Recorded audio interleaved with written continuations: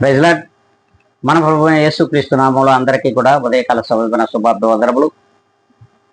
క్రీస్తు యేసు నామములో అందరికీ కూడా ఈ ఉదయకాల సమయం నుండి శుభములు కలుగునుగాక.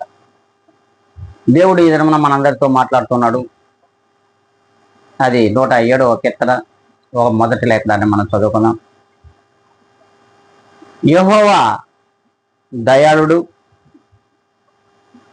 ఆయనకు కృతజ్ఞతాస్తుతులు చెల్లించుడి, ఆయన కృప నిరంతరములు. అవును, ఆయన నిజముగా దయాళుడు కనుకనే ఈ దినము వరకు సర్వ లోక ప్రజలు జీవిస్తూ ఉన్నారు, నివసించుతున్నారు. లేదంటే అసలు ఈ లోకమే లేదు. ఇది తెలుసుకోలేని అనేక మంది అజ్ఞానులు ఈ లోకంలో ఉన్నారనే విషయము ప్రభువు కూడా తెలుసు. అయితే ఏ దినమైతే ప్రభువును విశ్వసించిన బిడ్డలు, ప్రభువు నమ్మినటువంటి క్రైస్తవ జనాంగము, ఆయన మార్గంలో నడుస్తున్నటువంటి క్రైస్తవులు, ఇట్టి వారి యొక్క ప్రేమ,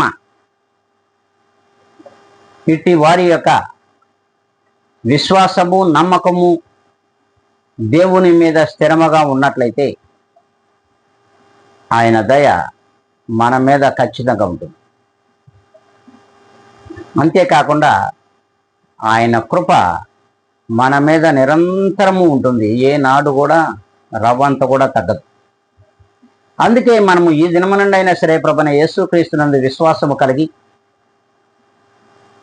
ఆయనను మనము అత్యధికంగా ప్రేమించగలిగినట్లయితే ఆయన కృప నిరంతరం ఉంటుందని దేవుని వాక్యం ఈ రీతిగా మనకు సెలవిస్తున్నది. మనం ఇలా ఉన్నామా లేదా ఒక్కసారి మనలను మనము ఆత్మ పరిశీలన చేసుకొని ఈ దినము నుండి అయినా సరే క్రీస్తు జన్మదినోత్సవమునకు ఒకరోజు ముందు మనం ఉన్నాం. అయితే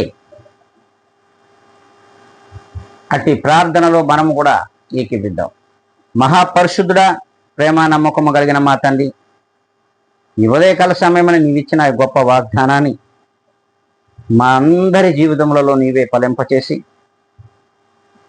ప్రభువైన క్రీస్తు యేసు కృప పొందుకుని వారిలో మేమును ఉండులాగన మీ కృపా కనికరములు మా పైన చూపమని బ్రతిమలాడుకుంటూ జీవాధిపతి అయిన యేసుక్రీస్తు నామములో అడిగి వేడుకొని ప్రార్థించి పొంది ఉన్నాం మా ప్రియ గొప్ప పరలోక తండ్రి. ఆమేన్.